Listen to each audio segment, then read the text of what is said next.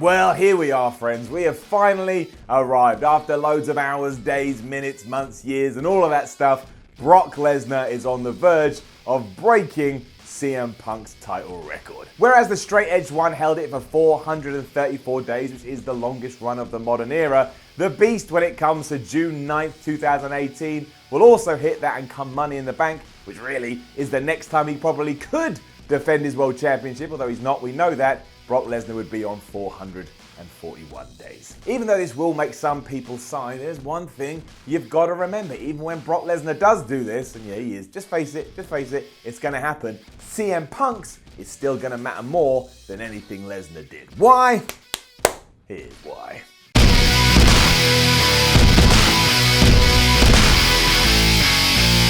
To get into all of this, first thing we do indeed need to look at Brock Lesnar. And let's face it, I respect the hell out of both him and Paul Heyman for what they've managed to conjure up within the WWE. Who would turn that deal down where you get to turn up and show up to TV or Raw or SmackDown or pay-per-views or whatever whenever you want, get paid millions of dollars, and throughout all of that, be the Universal Champion. Now, yes, it has become a detriment recently. We need that belt back on Raw to give it a bit of oomph. But hey, that ain't Brock Lesnar's fault. He is literally doing what the company is saying he can do. The bottom line is he has a contract that everybody would want, not just in wrestling, but the world over. And throughout all of this, he remains one of their biggest stars. That's just the truth. You can get mad, you can argue about it in the comments, but a lot of people know who Brock Lesnar is. Since he won the title from Goldberg at WrestleMania 33 too, things haven't been all bad. He had great matches against Samoa Joe and AJ Styles, and while it was a bit of a disappointment, even when he clashed with Braun Strowman, it was something there. It was two big guys hitting each other, whatever, I think we could enjoy. And really,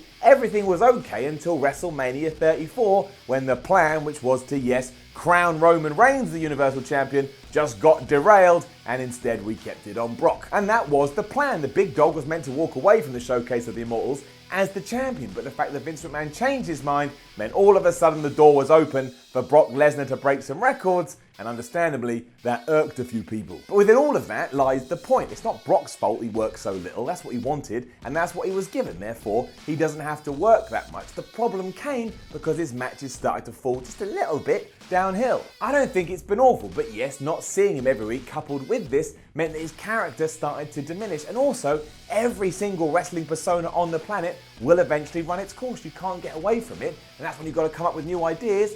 Paul Heyman and Brock Lesnar haven't really come up with new ideas, hence why now we look at it and we throw our arms in the air like this is rubbish, even though it wasn't that rubbish. And that never happened to one CM Punk. This isn't to say it was perfect. It obviously had ups and downs, because I know all about ups and downs, because I'm Mr. Ups and Downs. However, by and large, most wrestling fans think some of the performances he put in during this incredible record title run were amazing. From the moment he beat Alberto Del Rio to win it till he eventually lost it to The Rock, he smashed it with the likes of Daniel Bryan, The Miz, Big Show, John Cena, Chris Jericho. And there was all that nonsense with Ryback Shaw, but we can forget about it now. That happened such a long time ago, we don't need to worry about it. And really, was it all that bad? No, it was just like a blip on the radar. Throughout all of this, Punk continued to get better and better, and it really was a case of the man making the title, and he had the talent and he had the skill to pull all this off.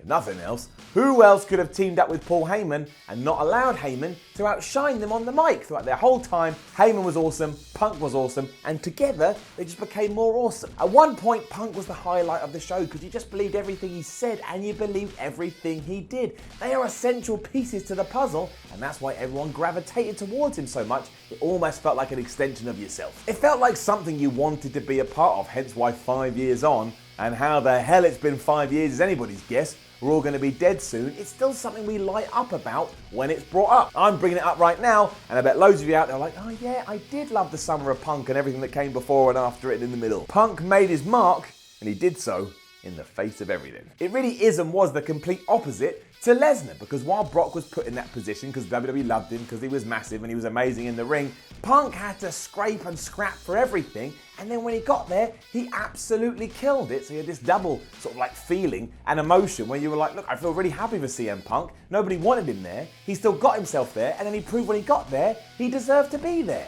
Hashtag there. Let's do some comparisons as well, just for fun, because everyone loves comparison. We all love numbers, and in a very rare moment for the Y Series, I'm going to bring my phone into this because statistics are really hard. However, Punk had around 141 title defenses, more or less. I'm kind of going with the average here. He defended it 12 times on pay-per-view, 110 times at live events, and 9 times on Raw and SmackDown. So yes, he was a working champion. As for Lesnar, he's had 10, and as we know, has never ever ever had a match on Raw or on SmackDown since he's been the Universal Champion. And in fact, after he beat Goldberg, it took 3 months before he even defended the damn thing at Great Balls of Fire. So you can understand why so many people look at Lesnar's record and go, nah, I ain't buying into it, but they look at Punk's and say, that one I can believe, because as we said, it's all about believability, because you can put the belt on any wrestler that you want, but it feels like a prop without the right booking. I'm not saying that's the case for Lesnar or Punk, I'm just saying I can see the differences between the two. So when we are talking about these two records, there's no two ways about it. Numbers aside, it will always be CM Punk's that means more to wrestling fans and means more in the wrestling community. And I don't know, maybe WWE did decide to do all of this because they want to extinguish what Punk did by letting Lesnar beat that, because there is that lawsuit going on at the moment between Punk and WWE, but I ain't going to get into that. I'm just saying, look inside yourself, feel your feelings, and I think you'll come up with the same thing too. Lesnar's done great, Lesnar is awesome, but it ain't a patch on CM Punk. If nothing else, just don't overthink it. No matter what the future holds for Lesnar, CM Punk in 2013 or whatever it was, absolutely lit up the WWE, and we can all look back on that fondly and remember why he was so damn good. I think that's important. Memories are lovely. Emotions, feelings, all ties in. But yes, do prepare yourself, because in a matter of days, it is going to happen. Brock Lesnar is indeed going to become the longest reigning World/Universal Champion of the modern era. Think of all the records he's got now too. He's got that, he beat The Undertaker, he's probably done some other stuff that I forgot about. He was the youngest WWE champion at some point.